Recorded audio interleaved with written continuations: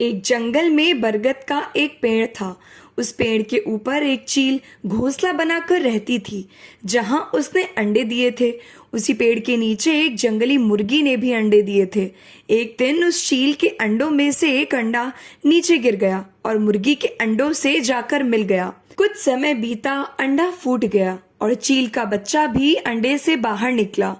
वह यही सोचते सोचते बड़ा हुआ कि वह भी एक मुर्गी है। वह मुर्गी के बाकी बच्चों के साथ ही बड़ा हुआ। वह उन्हीं की तरह काम करता जैसे एक मुर्गी करती थी। वह मुर्गी की तरह कुड़कुड़ाता, जमीन खोद कर दाने चुगता और उतना ही ऊंचा उड़ पाता जितना एक मुर्गी उड़ती है। एक दिन उसने आसमान में एक चील को देखा जो बड़ी शान से ऊंचा उड़ रही थी। उसने अपनी मुर्गी माँ से पूछा कि उस चिड़िया का नाम क्या है जो इतना ऊंचा बड़ी शान से उड़ रही है। मुर्गी माँ ने जवाब दिया कि वह एक चील है। फिर चील के बच्चे ने माँ से पूछा, इतना ऊंचा मैं क्यों नहीं उड़ सकता माँ? मुर्गी माँ बोली, तुम इतना ऊंचा कभी नहीं उड़ सकते क्योंकि तुम एक मुर्गे हो।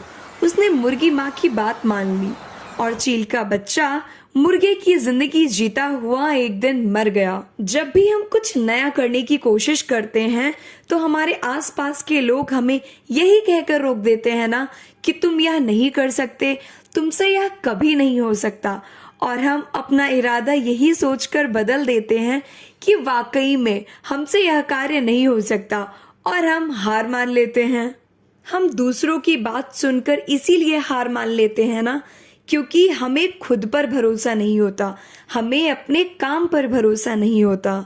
लोगों को जो कहना है कहने दो, अपने आप पर भरोसा रखो, अपनी क्षमता को पहचानो और एक बात हमेशा याद रखो, अगर जीत निश्चित होती है तो कायर भी लड़ सकते हैं। बहादुर तो वो होता है जो हार निश्चित होने के बाद भी मैदान नहीं छोड़ता। आज के लिए इतना ही, तब तक के लिए हंसते रहिए, मुस्कुराते रहिए और स्वस्थ रहिए। धन्यवाद।